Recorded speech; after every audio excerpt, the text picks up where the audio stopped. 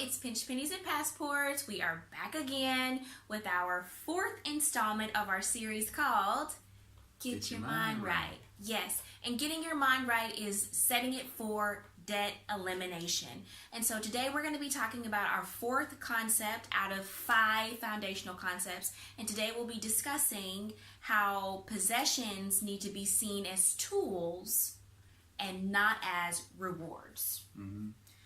So people in marketing and sales are very good at their job. Their job is to convince you that product A is better than product B based on prestige or brand name or the illusion that it's more wonderful. And we're offering an alternative to viewing their perspective. We're saying that you should evaluate objects based on the function, based on the utility, the usefulness of this product. So, for simple examples, a cell phone, does it call? Does it text? Does it get on the internet? Does it do everything it's supposed to do? Check, check, check, check. Okay, it's a good cell phone. And it might not be a brand name cell phone, but it's a good cell phone. So when you begin to evaluate things based on how useful it is and how functional it is, does it check the boxes to be an acceptable alternative to the big marketed items, then you can begin to make more conscious decisions about where your money's going. And when you begin to view things, your purchases this way, your spending habits will change. Right, and so when you're not caught up on the brand perception, when you're not caught up on the illusion of something being better because it costs more, you will focus more on the utility, like Chad was saying. And you will begin to evaluate your purchases based on what is the good enough, what is the minimum that will be necessary to satisfy that need. And when you begin to use that criteria, you will be far less likely to overspend because you know that anything above that good enough that checks all the boxes is overspending. It's unnecessary overspending when we know that there are good alternatives out there that will meet the needs without the extra stuff and get you what you really are needing. For example, the phone or a car or a house. There are good enough standards out there that will get you what you need without having you to overspend. And with this criteria of seeing possessions as tools, that will be the criteria that you use. Does it check A, B, C, and D? Okay, I don't need, E, F, G, H through Z that they try to convince you that you need, that you end up overspending. And so when you start evaluating things based on function and not brand perception, or seeing it as a reward for all of the things that you do with working, you will spend less money because you're only spending to that good enough and not anymore. And when you are more selective with those purchases, you spend less, like I said, and that means you have leftover money, and that leftover money we're proposing is best used to be reallocated into debt. Right. So some examples of ways we've done this personally. When we were looking for an apartment to rent, there were much bigger, much fancier places we could have stayed at. 2-car garage, 4 bedrooms, yada, yada, yada. But we didn't need all of that. We didn't want the expense of all of that. So we chose a smaller place, less bedrooms, and a 1-car garage. And we made it work. And in the meantime, we saved hundreds of dollars a month, thousands of dollars a year, that ended up going towards debt elimination and savings. Right, and the same thing with a car. I was driving a Jetta. I ended up purchasing one, and with that car, I had like a 300 and something car note with it. I love that cute little Jetta. I'd always wanted a Jetta, and I got one. But his mom actually had a 2002 Buick LeSabre, and this is like the granny cars of all granny cars. But you know what? She let us use it.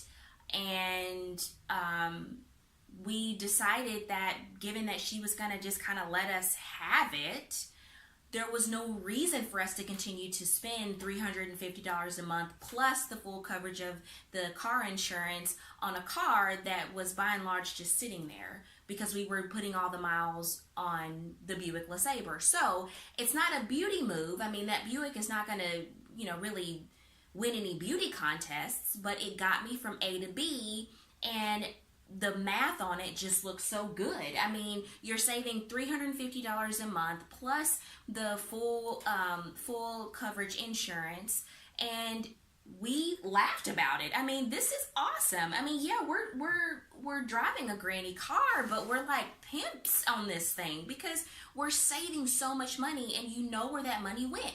It went to the debt. It went to debt. Yeah. We had a lot of fun in that car because of just how comical it really was. We could have afforded anything, but we were willingly choosing to drive this old car because it made so much financial sense. Mm-hmm. And these are the types of things we want to encourage. Another example is with cell phones. Mm-hmm. I kind of used that as an example earlier, but the big popularly marketed cell phones are so expensive and nearly approaching $1,000 today for a device that has a maximum life cycle of 1.5 to 2 years. It just doesn't make sense to spend that amount of money when there are excellent alternatives that are $150 to $250. You're actually, the phone we're videotaping this on was $180. Nice phone, serves its purpose completely, and as a result, we have an additional $800 we're not spending. We're not having to finance these things that we just pay cash and they work. They check our boxes. They call, they text, they get on the internet, they access every app we need them to. They take wonderful pictures, or good enough pictures. They might not be the best, but they work. Good enough. They film. They do everything we need them to. So that's what we're offering up, is the mindset to choose things based on how you're going to use them. Mm-hmm. This is a concept that every business in the world has an entire department that goes out and evaluates purchases based on the minimum need. And they don't want to overdo it because overdoing it is wasteful. Mm-hmm. And we're recommending not wasteful behaviors. Keep that money, pay it on your debt, mm-hmm.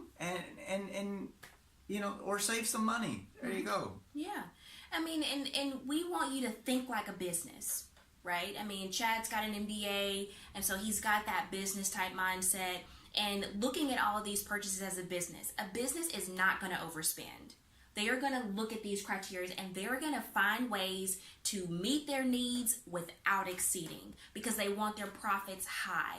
That is how you should think too. Because if you begin to think like a business, you will be more than happy to cut here, cut there. You're still getting all the things that you want. You're still checking all the boxes of what you need, but you've got that surplus to be able to allocate into those places that we are proposing should be debt or saving to then make some aggressive investments.